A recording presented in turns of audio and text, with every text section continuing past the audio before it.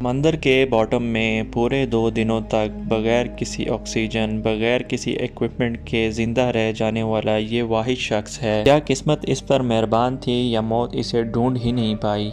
दोस्तों, इस बात में तो कोई शक नहीं कि समुंदर बहुत ही खौफनाक होते हैं, लेकिन ये खौफ तब मज़ीद बढ़ जाता है जब हम ओशन के अंदर जाते हैं। जैसे जैसे अंदर जाएंगे ये समंदर उतना ही तन्हा, भयानक और इंसान की जान लेने के लिए बेताब होता जाएगा। ओशन का 80% हिस्सा वो है जहां आज तक कोई इंसान नहीं जा पाया और जाहिर है कोई जाना भी नहीं चाहता, लेकिन उसके बावजूद भी कश्तियाँ, बहरी जहाज़, हत्ता के पैसेंजर से भरे पूरे के पूरे एरोप्लेन्स भी समंदर की गहराइयों में डूब चुके हैं, जहां से ज़िंदा वापस लौट कर कोई नहीं आ पाया। पर आज की कहानी इस शख्स के गिर्द घूमेगी जो कि एक ही वक्त में दुनिया का सबसे खुशनसीब शख्स भी है और बदनसीब भी। नाइजीरिया से ताल्लुक़ रखने वाला हैरिसन और जैकबा ओकेन नामी ये शख्स एक टग बोट पर बावर्ची की जॉब करता था। 26 मई 2013 को टग बोट 12 क्रू मेंबर्स के साथ गल्फ ऑफ गिनी में एक ऑयल टैंकर की मदद करने के लिए रवाना होती है, जिसमें हैरिसन भी मौजूद था। नाइजीरिया के साहिल से 32 किलोमीटर दूर गल्फ ऑफ गिनी में बताई गई लोकेशन पे एक ऑयल टैंकर फंस चुका था। ये टग बोट ऑपरेटर्स के लिए रूटीन जॉब होती है, क्योंकि इनका काम ही शिप्स को टो करना या फिर इनको कम पानी से निकालने का होता है। पर आज का दिन इनके लिए किसी भी तरह से नॉर्मल नहीं था। इस वक्त सुबह के 4:30 बज रहे थे और मामूल के मुताबिक इन्होंने ऑयल टैंकर को रस्सों की मदद से टो करना शुरू कर दिया। अभी वो आगे बढ़ते कि अचानक समंदर में से एक बहुत बड़ी और खौफनाक लहर उठी और टग बोट पर आ गिरी, जिसके नतीजे में टग बोट पर जोर का प्रेशर पड़ा और वो उलट गई। ये प्रेशर इतना शदीद था कि जिस रस्से से वो ऑयल टैंकर को टो कर रहे थे उसके हुक्स भी टूट गए और टग बोट शिप से अलग होकर तेजी से पानी में डूबने लगी। और जैसा कि इस सिचुएशन में होता है, अंदर मौजूद 12 क्रू मेंबर्स में अफरात अफरी मच चुकी थी। ज़्यादातर क्रू मेंबर्स अपने कैबिन्स में बैठे थे। बदकिस्मती से उनके कैबिन्स लॉक थे, क्योंकि समंदर के इस हिस्से में पायरेट्स अटैक बहुत ही कॉमन पाए जाते हैं। इसी वजह से सेफ्टी को मद्देनज़र रखते हुए इन्होंने कैबिन्स को पहले ही लॉक करके रखा हुआ था। कैबिन को लॉक करना शायद पायरेट्स को अंदर आने से तो रोक सकता है, लेकिन समंदर के पानी के सामने इसकी कोई हैसियत नहीं थी। पानी बहुत तेज़ी से कैबिन के अंदर अपना कब्जा जमा रहा था, लेकिन खुशकिस्मती से हैरिसन बोट उलटने से पहले ही कैबिन से निकलकर वॉशरूम गया था। जिस वक्त बोट उल्टी तब वो सिर्फ अपने अंडरवियर में मौजूद था और बुरी तरह से वॉशरूम की छत से जा लगा। अभी उसको कुछ समझ आता कि हुआ क्या है। वॉशरूम के रोशनदान से पानी तेज़ी से अंदर आने लगा। जैसे तैसे करके वो वॉशरूम का दरवाज़ा खोलने में कामयाब हो गया।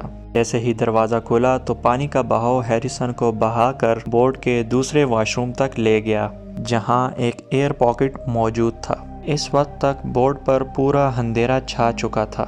इतना अंधेरा कि हैरिसन को अपने हाथ तक भी नज़र नहीं आ रहे थे। उसको बस ये महसूस हो रहा था कि वो पानी के अंदर है और उसका फेस एयर पॉकेट से बाहर निकला हुआ है।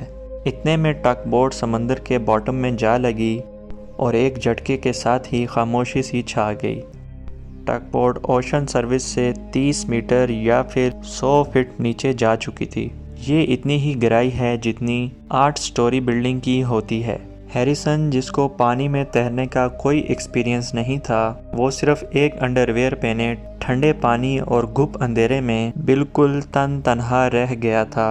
उसको मालूम था कि बचने का चांस ना होने के बराबर है, क्योंकि जिस एयर पॉकेट में वो सांस ले रहा था वो किसी भी वक्त पानी से भर सकता था।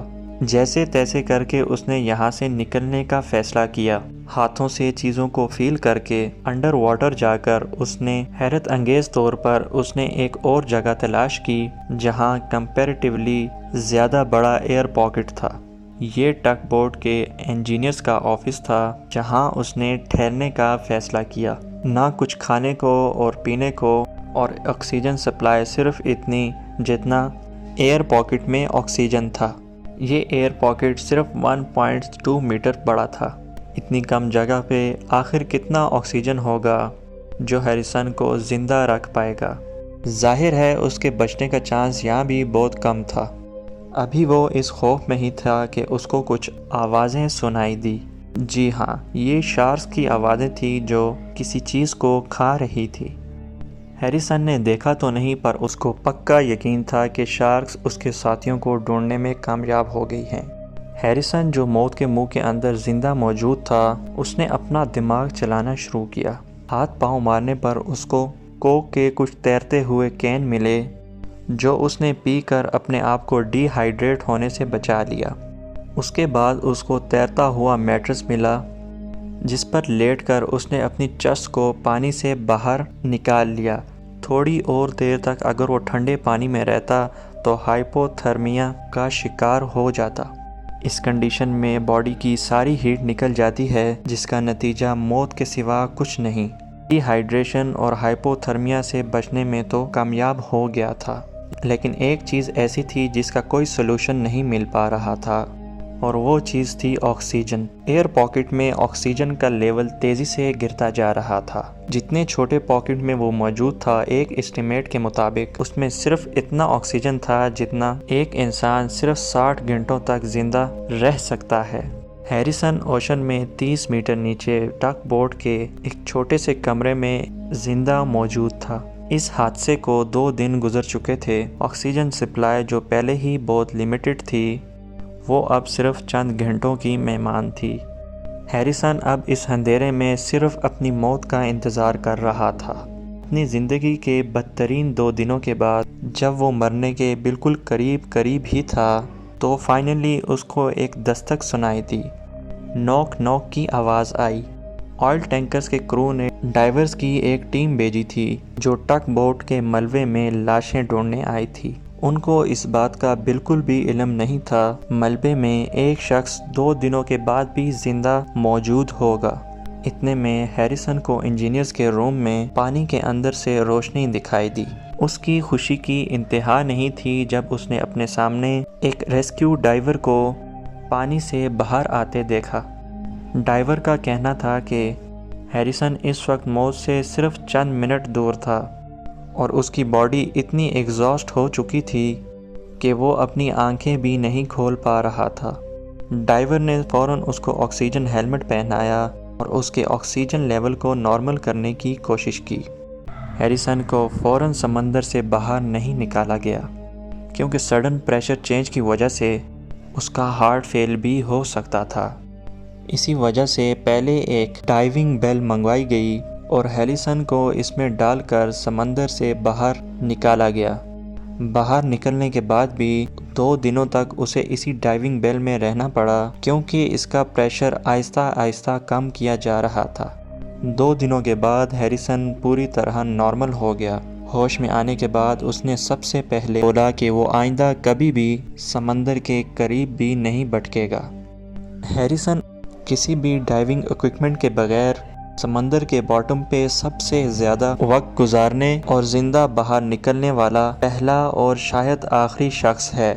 اپنی زندگی کے ان بدترین 2 دنوں نے ہیریسن کو اتنی گہری چوٹ پہنچائی ہے کہ آج تک اس کو برے سپنے ستاتے رہتے ہیں۔ ایسی ہی انفارمیٹیو ویڈیوز دیکھنے کے لیے ابھی ہمارے چینل MZQ TV کو سبسکرائب کیجیے اور بیل آئیکن کو دبانا مت بھولیے تاکہ سب سے پہلے ہماری ویڈیو آپ تک پہنچ سکے۔ امید کرتا ہوں آپ کو ویڈیو پسند آئی ہوگی۔ لائک کیجیے، شیئر کیجیے اور اپنے رائے کا اظہار کمنٹ کے ذریعے ہمیں پہنچاتے رہیے گا۔ بہت شکریہ۔ اللہ حافظ۔